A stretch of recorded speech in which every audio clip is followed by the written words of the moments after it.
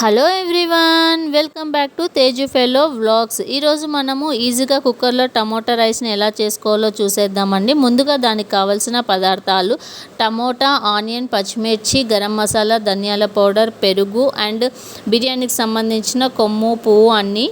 And వాటితో పాటు మనం ఇక్కడ ఉప్పు, కారం, పసుపు, ఆయిల్, గీ అనేది తీసుకోవాలి. ఇక్కడ రైస్ని నేను నీట్గా వాష్ చేసుకొని నానబెట్టుకున్నానండి. మనము బిఫోర్ ఒక హాఫ్ అన్ అవర్ ముందు నానబెట్టుకుంటే సరిపోతుంది. ఇప్పుడు స్టవ్ వెలిగించి ఒక కుక్కర్ పెట్టుకొని అందులో 3 to 4 tablespoon of oil and 1 tablespoon of ghee అనేది వేసుకుంటే సరిపోతుందండి. ఇలా తీసుకున్న తర్వాత మనము బిర్యానీకి సంబంధించిన ఉన్నాయి కదండి, చెప్పాను, సాజీరా, జీలకర్ర, కొమ్ము, పువ్వు అన్నిటినీ తీసుకున్న తర్వాత పచ్చిమిర్చి 2 తీసుకోవాలండి. ఇలా తీసుకున్న తర్వాత మనము కలుపుకోవాలి. ఇలా కలుపుకున్న తర్వాత మనము ఒక ఆనియన్, మీడియం సైజ్ ఆనియన్ ముక్కలను యాడ్ చేసుకోవాలి. ఇలా ఒకసారి మనము ఇలా గోల్డెన్ కలర్ వచ్చే వరకు కలుపుకోవాలండి. మనకి ఇంట్లో పప్పు కానీ కర్రీస్ కానీ ఎలాంటివి లేనప్పుడు ఇన్స్టెంట్గా ఈ టమోటా రైస్ చేసుకొని తినండి, చాలా బాగుంటుంది.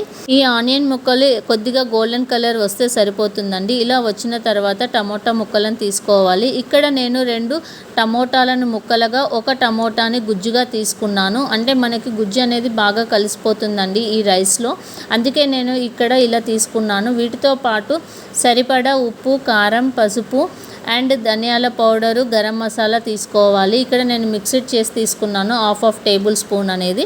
ఇలా తీసుకున్న తర్వాత మనము బాగా కలుపుకోవాలి. ఇలా కలుపుకున్న తర్వాత ఆయిల్లో ఒక 2 నుంచి 3 నిమిషాల పాటు మగ్గనిచ్చుకోవాలి. ఇలా మగ్గిన తర్వాత నేను ఇక్కడ హాఫ్ కప్పు పెరుగు అనేది తీసుకున్నానండి. హాఫ్ కప్ కానీ లేదంటే అంతకంటే తక్కువ కానీ తీసుకోవచ్చు. పెరుగు అనేది తీసుకోవడం వల్ల టేస్ట్ అనేది చాలా బాగుంటుంది. ఇలా బాగా మిక్స్ చేసుకోవాలి. ఇలా మిక్స్ చేసుకున్న తర్వాత మనము ముందుగా నానబెట్టుకున్న రైస్ అనేది వాటర్ అంతా తీసేసి మనము ఇందులో యాడ్ చేసుకోవాలి. ఇక్కడ నేను ఒక గ్లాస్ రైస్ తీసుకున్నానండి. ఒక గ్లాస్ రైస్కి ఎగ్జాక్ట్గా 2 గ్లాసుల వాటర్ సరిపోతుంది.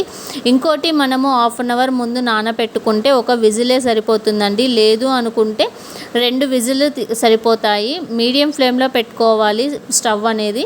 ఇలా చూడండి, రైస్ని తీసుకున్న తర్వాత ఒకసారి బాగా మిక్స్ చేసుకోవాలి. ఇలా చేసుకున్న తర్వాత ఇక్కడ నేను ఒక గ్లాస్ రైస్కి 2 గ్లాసుల వాటర్ అనేది తీసుకున్నాను.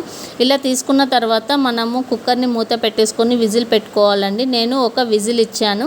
ఇలా ఒక విజిల్ ఇచ్చిన తర్వాత మనము ఒకసారి రైస్ అనేది చెక్ చేసుకోవాలి. ఇందులోకి మనము పల్లీ చట్నీ అనేది, పొడి అనేది ప్రిపేర్ చేసుకోవడానికి పల్లీలు, జీలకర్ర, 3 ఎల్లిపాయలు, కారము, ఉప్పు సరిపోతుంది. ఈ కాంబినేషన్కి ఈ బుడ్డల పొడి అనేది చాలా బాగుంటుందండి. ఒకసారి మీరు ట్రై చేసి చూడండి. మీకు కనుక ఈ వీడియో నచ్చినట్లయితే లైక్ చేయండి, షేర్ చేయండి, సబ్స్క్రైబ్ చేసుకోండి. కామెంట్ సెక్షన్లో ఎలా ఉందో కామెంట్ చేయండి. చూడండి, రైస్ అనేది పర్ఫెక్ట్గా మనకి ఎలా ప్రిపేర్ అయ్యిందో. టేస్ట్ అనేది చాలా బాగుంటుంది. మీరు కూడా ఒకసారి ట్రై చేసి చూడండి. Thanks for watching video.